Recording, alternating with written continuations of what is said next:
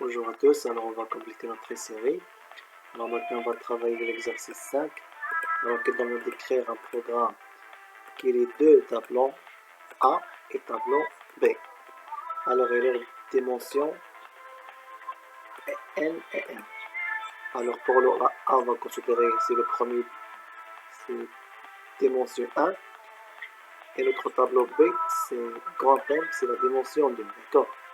Au clavier, et qui ajoute les éléments de B à la fin de A. D'accord, on va utiliser bien sûr le formalisme pointeur à chaque fois que cela est possible. D'accord. Alors comme j'ai dit, au lieu de N, on va utiliser DEM1 et au lieu de M, DEM2 pour faire la différence entre la première dimension et la deuxième de A et B. D'accord. Alors on va passer à la partie pratique. Alors comme vous voyez ici, c'est ça en fait la partie déclaration. C'est notre tableau B qui contient 50 éléments et A qui contient 100. Alors par exemple, supposons que notre tableau contient 50 éléments et B contient 50 éléments. Alors on va ajouter le B à notre A. Alors il va contenir enfin 100 éléments, d'accord. Ce sont notre deux tableaux. Alors int, dimension 1 c'est la dimension de A et dm2 c'est la dimension de notre tableau B. I c'est l'indice courant. Alors pour la saisie des données, c'est pour la saisie de la dimension 1 et ce boucle là pour saisir le premier tableau, d'accord. Alors même, on va passer ici, il y a alors récupération des données. Après, on va saisir la deuxième dimension du tableau B, c'est max 50, d'accord, même pour le A. Alors ici, la saisie des données de notre deuxième tableau, d'accord. Alors affichage des deux tableaux, alors c'est simple, c'est le premier tableau, c'est notre première, d'accord. Alors ici, on va utiliser le formalisme pointeur, d'accord, c'est le contenu de A plus U, comme j'ai déjà expliqué dans la vidéo précédente.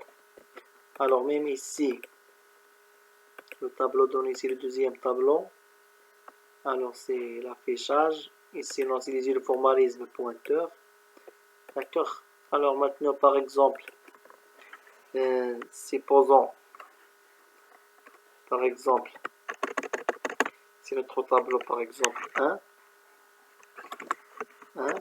2 et 3, d'accord.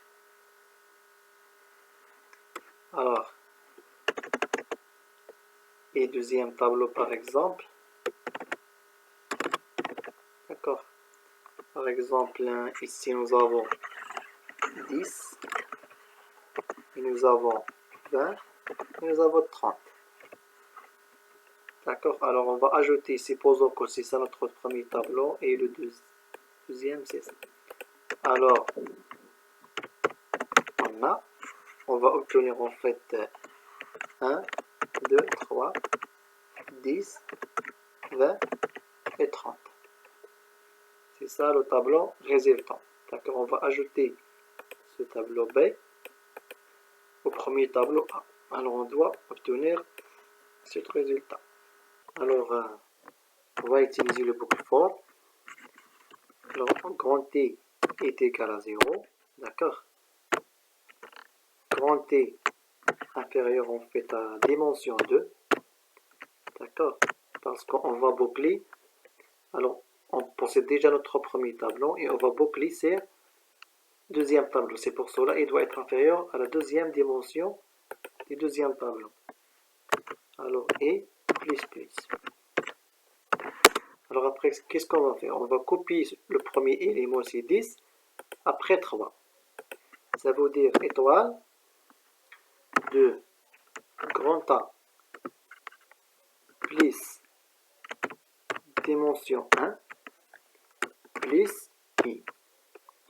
Lorsque I est égal à 0, ça veut dire c'est le contenu de A, ça veut dire le contenu d'indice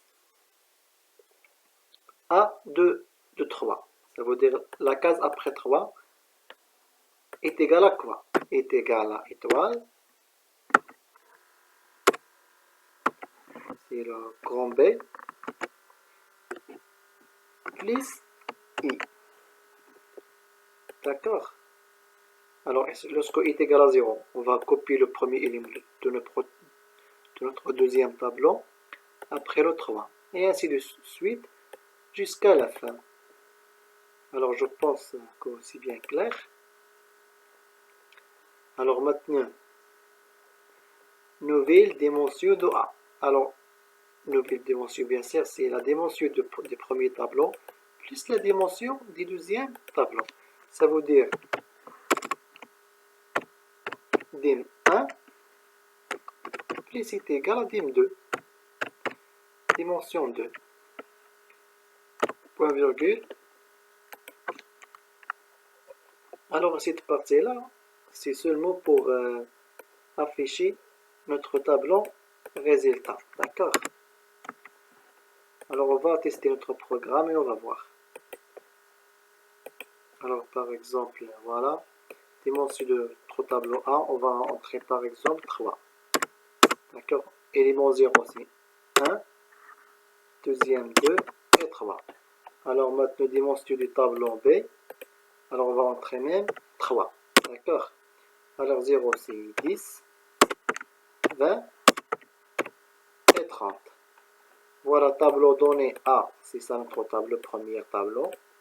Deuxième tableau, c'est contient 10, 20, 30. Alors le tableau résultant, c'est égal à 1, 2, 3 et 10, 20, 30. D'accord, c'est ça notre tableau résultant qui contient les valeurs des premiers tableaux plus les valeurs des deuxièmes tableaux. Alors c'est ça en fait la partie qui répond à cet exercice. Et merci pour votre attention.